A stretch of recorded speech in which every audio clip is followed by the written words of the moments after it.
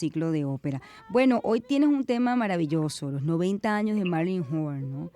Em, Marilyn Monroe, fíjate, está considerada por muchos críticos importantes la mezzosoprano más importante, más significativa de los últimos 100 años.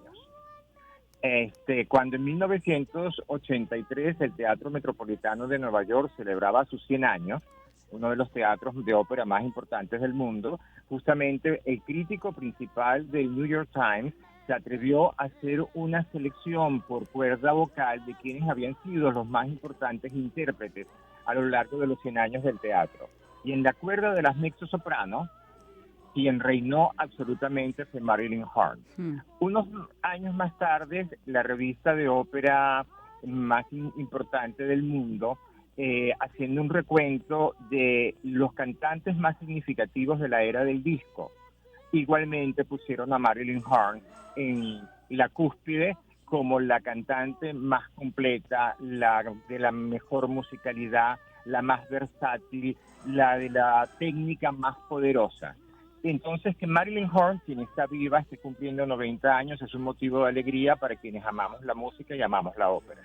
Vamos a escuchar un pedacito de la maravillosa voz de Marilyn Horne. Do what you want him to. Love ain't nobody's angel child, and he won't pay any mind to you. One man gives me his diamond stud, and I won't give him a cigarette. One man treats me like I was mud, and all I got that man can get. A ver, esta primera propuesta, ¿no? Porque entre tantos interpretaciones que ha hecho Marilyn Horne, has escogido esta para comenzar. Fíjate, esto fue lo primero que ella graba y que tiene un enorme éxito. Esto es la banda sonora de la película Carmen Jones, donde ella dobló en el momento que había que cantar, era una película musical, a la actriz Dorothy Dandridge, quien, por cierto, por esa actuación, por esta película, se convirtió en la primera mujer negra en ser nominada a un Oscar como mejor actriz en el año de 1954. Cuando Marilyn Horne graba esto, tenía 19 años. Y este fue su primer trabajo Hmm. significativo, importante. Y por supuesto, mira, es de un gran valor porque esta película está seleccionada entre las mejores películas norteamericanas y su archivo original se conserva en la Biblioteca del Congreso de los Estados Unidos, precisamente porque se considera que es un hito en la historia del cine. Entonces, esta muchacha de 19 años va a una audición a cantar un papel secundario y le dan el papel principal. Entonces, allí ya vemos, en 1954, no había cumplido aún los 20 años, ya Marilyn Horne es noticia Sí. por haber doblado la voz de una actriz tan importante como Dorothy Dandridge. Bueno, vamos a pasar a la siguiente propuesta que vamos a ver la voz de Marilyn Horne ya en la ópera Norma, ¿no? De Bellini.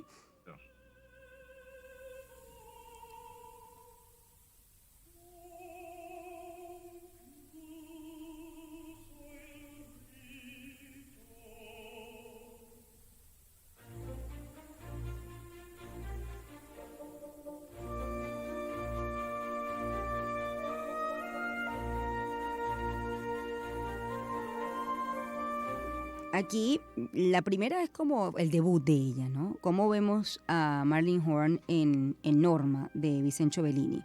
Fíjate, esto es la obra, el rol de Adalgisa en la ópera Norma, que es el segundo personaje femenino importante.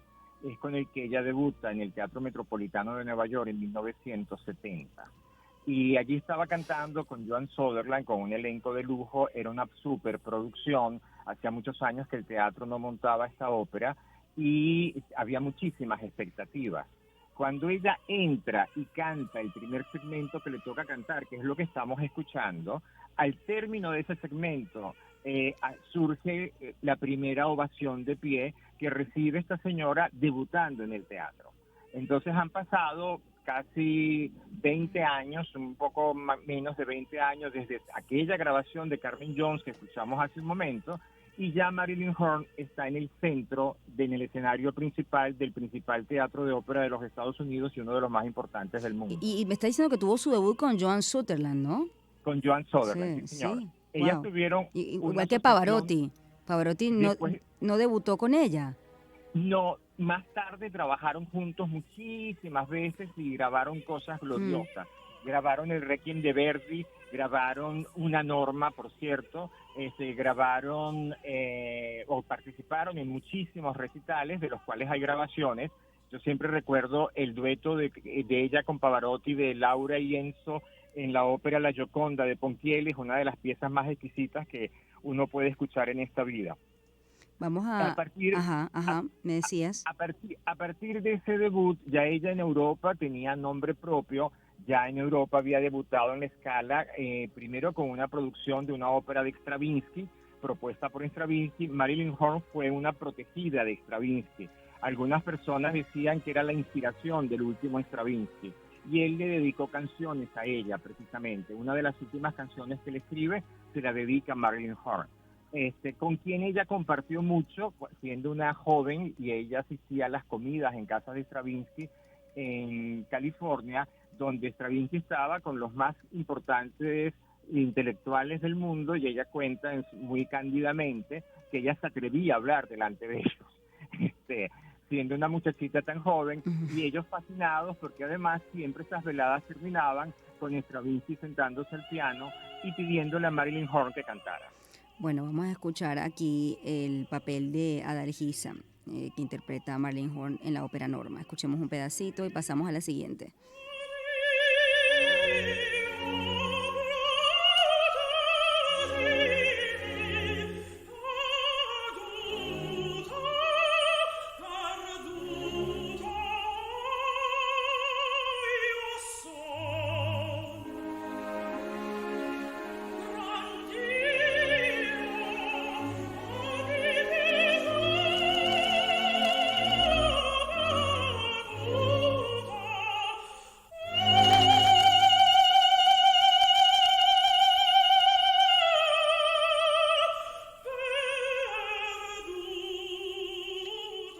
Pasamos ya a la siguiente.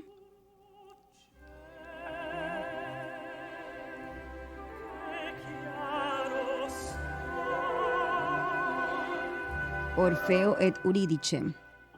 Correcto. Aquí está cantando el famosísimo airoso Che puro ciel, che chiaro sol, en una grabación del año de 1970 dirigida por Solti. En esta oportunidad, este es uno de los discos que fue más premiado de los que ella grabó en su historia, y es una preciosidad lo que ella hace en esta airoso, como se le llama a esta arioso, a esta aria de el Orfeo Eurídice de Gluck. Vamos a escucharla aquí, en este papel.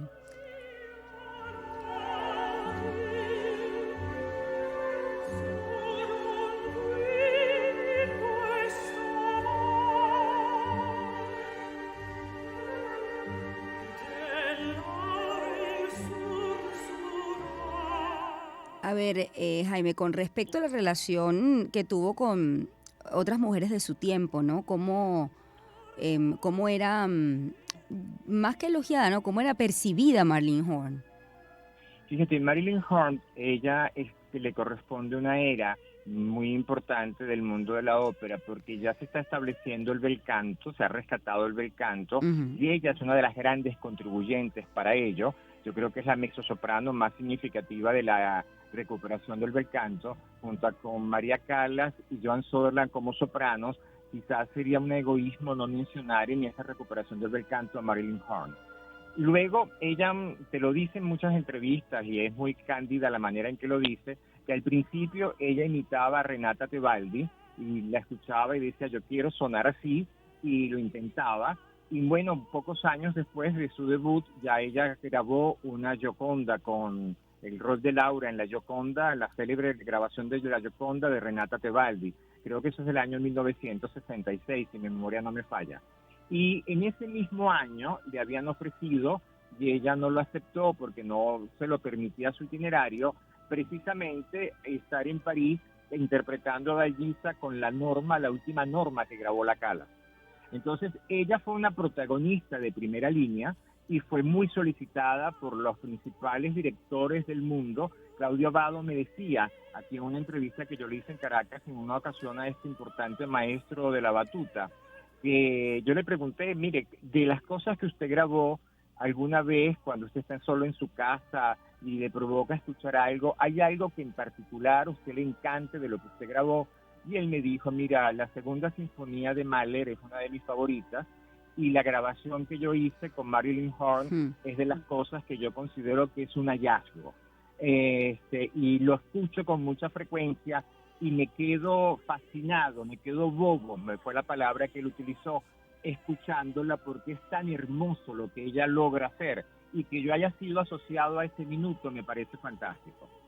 Bueno, Marilyn Horne tenía otra particularidad, ella cantó todos los géneros. En su época de estudiante, ella viene de una familia con pocos recursos económicos, grabó hasta discos piratas imitando a los artistas y eran en canciones populares, discos que se vendían muy baratos, los que llamaban los 45, ¿te acuerdas? Esos disquitos chiquitos. Sí. Bueno, ella fue una cantante pirata que doblaba, imitaba las voces de grandes cantantes y esos discos se vendían muy bien y eso le permitió a ella pagar la universidad, tenía una beca pero le faltaba dinero y eso le permitió solventar esa situación. Se presentó muchísimas veces en la televisión, cantó música antigua, cantó recitales, más de 1500 recitales hizo en su vida, cantó ópera, muchos de los diversos géneros de la ópera, y luego al retirarse del mundo del canto, después de más de 40 años siendo la protagonista principal, se dedicó a la pedagogía y a promover los nuevos talentos. Hasta hace 4 o 5 años tú la encontrabas más o menos alrededor de esta fecha en Nueva York, en el Carnegie Hall, en el ciclo de clases magistrales de Marilyn Horne. Wow, y allí estaba privilegio. con los...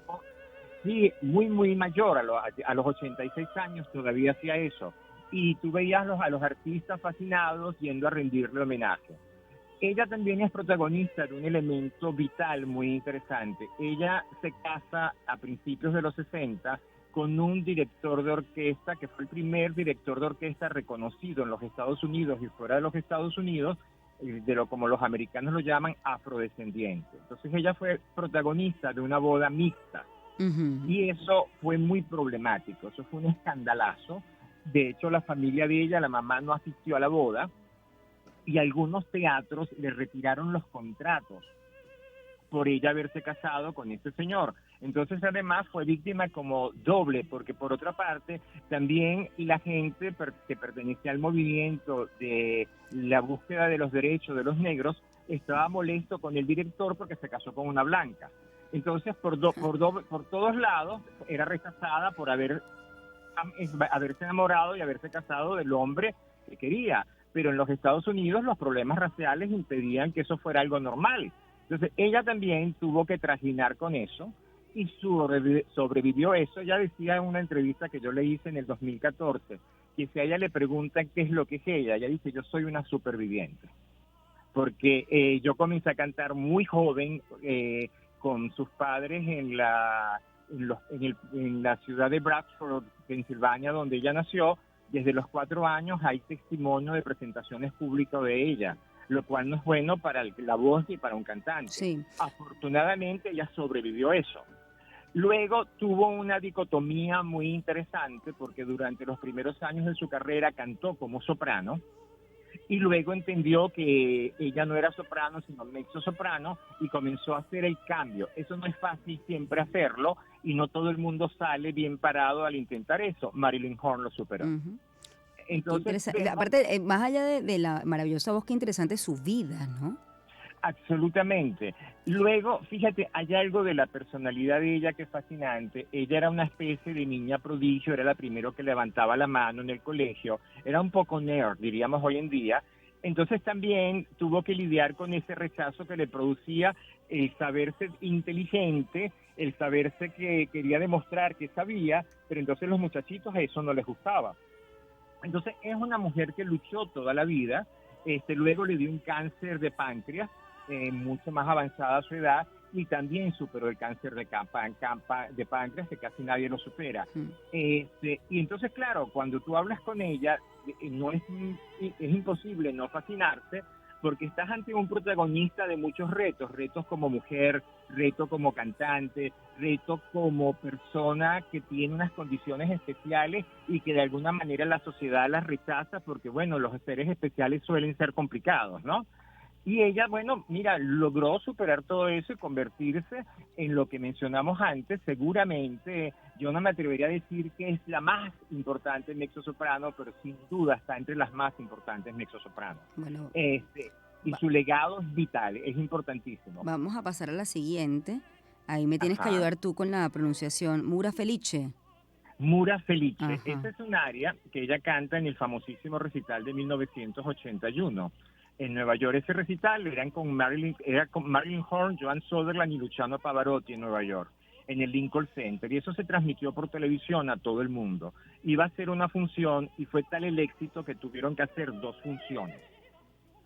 El disco de esa grabación se consideró uno de los mejores discos de su época, y ella, en este rol de la ópera La Donna del Lago de Rossini, tuvo muchísimos triunfos porque ella logró rescatar, ya mencioné lo del bel canto antes, logró rescatar los estilos antiguos de cómo se debía cantar esto, y lo hizo y sedujo a las grandes audiencias y a los críticos. Tanto es así que ella consigue algo muy curioso. Cuando canta estos roles en Italia, se convierte en un fenómeno, y los italianos no son muy proclives a alabar a los cantantes americanos, y Marilyn Horne fue la gran excepción. Y en la ciudad natal de Rossini, la fundación que lleva su nombre, se creó una medalla, la medalla de oro para la más importante y gran cantante del mundo, y esa medalla, la primera persona que se la conceden es a Marilyn Horne. Bueno. Ella está considerada una intérprete excelsa de Rossini. Cuando se cumplieron los 200 años del nacimiento de Rossini en el Teatro de Versalles, del Palacio de Versalles en París, en las afueras de París, perdón, se hizo una enorme producción, eso se consigue en video, está en YouTube, dirigido por Claudio Abbado, y donde estaba también Montserrat Caballé, con quien colaboró muchísimo. Y justamente Marilyn Horne es una de las protagonistas de ese homenaje al gran Rossini. Y aquí en Caracas, Montserrat Caballé nos contó la última vez que se presentó acá en 1987. Ella introdujo tanto en el recital que dio en el Aula Magna como en el que dio en el Teatro Teresa Carreño, el Aula Magna de la UCB me refiero. Al final cantó un Vitanti Palpiti de Rossini, y en las 2 ocasiones mencionó, bueno, yo me voy a atrever a cantar esto, pero quien lo canta verdaderamente bien es mi amiga Marilyn Horne. Bueno, ahí está la voz maravillosa Marilyn Horne. Creo que es una bonita manera de rendirle homenaje. 90 años, ¿no? Wow. 90 años, 90 se dice años. fácil. Sí, se dice fácil. Yo tuve la dicha de entrevistarla en 2 ocasiones, en el 1993 y en el 2014, y son de las cosas que yo atesoro como recuerdos de periodista, ¿sabes? De las que me siento más orgulloso de haber buscado y de haber conseguido. Y ella en el trato era una mujer cercana. Absolutamente. Mira, la primera vez que estuve con ella en su casa, eso fue una cosa muy curiosa, porque yo fui a Nueva York a verla cantar en el teatro, y ella tuvo que suspender la presentación por un problema de rodilla. La tuvieron que operar de emergencia de la rodilla. Entonces yo conseguí el teléfono de la gente, y la llamé, y ella me devuelve la llamada y me dice, sí, cómo no, yo estoy dispuesta a darle la entrevista, y me invitó a su casa y me dijo que me podía dar 1 hora. Yo, por supuesto, hasta me compré un traje, te lo confieso, un plus para esa ocasión, porque estaba súper emocionado. Y entonces cuando llego a la entrevista y comienzo a hacer mi entrevista, bueno, al ratito me sirvieron un whiskycito, muy agradable todo, y yo veía que ya se aproximaba la hora de cierre. Entonces digo, bueno, y mi última pregunta es esta, y ella me dijo, ¿y por qué la última pregunta? Bueno, porque su agente me dijo que disponía de 1 hora. No, es porque no sabíamos que tú eras un tipo simpático. Tienes que ahora tengo un ensayo. Wow, entonces, qué privilegio, Jaime. Fue una velada gloriosa, te lo juro, que me dio muchísima felicidad. Qué maravilla, ¿no? Y como yo digo, el privilegio, entre comillas, que a veces tenemos de bueno, de tener acceso a estas personas que de alguna manera impactan, bueno, la vida de muchos y en particular cuando alguien trabaja esa fuente, ¿no? Eso es Claro, maravilloso. claro. Bueno, Sí, me ha encantado este homenaje que de alguna manera le hemos hecho a Marlene Horn, 90 años. Como dice Jaime, se dice fácil, pero ha tenido una vida además increíble que creo que ahí también está plasmada en su vida de forma, digamos, involuntaria, lo que es también la historia de la ópera que a veces no se cuenta, ¿no? Que es justo lo sí, que claro. me has dicho, ¿no? El tema del racismo dentro de la ópera. Eso es un buen tema, lo hemos tocado en otras oportunidades, pero siempre vale la pena recordarlo. Sí, cómo no. Y además, en términos positivos, porque yo creo que en esto es una de las cosas que es importante, es que esta señora alcanzó cosas porque se lo propuso, porque fue disciplinada, porque fue además coherente consigo misma. Era muy fácil cuando todo el mundo le asesoraba, su agente, sus padres, sus mejores amigos, no te cases con ese señor. La mamá llegó hasta decirle, hija, si quieres tenlo de amante. Pero ella dijo, no, yo no tengo por qué tenerlo de amante, yo lo amo y yo tengo que ir contra lo que no debe ser. ¿Por qué tengo que vivir en una sociedad que no permite eso?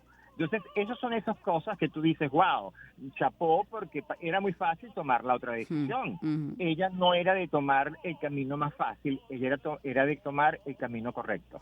Bueno, te agradezco mucho, mi querido Jaime. Espero verte pronto la próxima semana. Ojalá puedas acompañarnos en estudio, pero bienvenido como siempre, otoño más de Ciclo de Ópera en Chile Radio. Un Un abrazo placer para ti. para mí, querida Shirley, Por gracias. favor, Jaime Bello León, instructor de ópera, @jbelloleón, ahí lo pueden conseguir en las redes. Vamos a hacer una pausa, ya volvemos.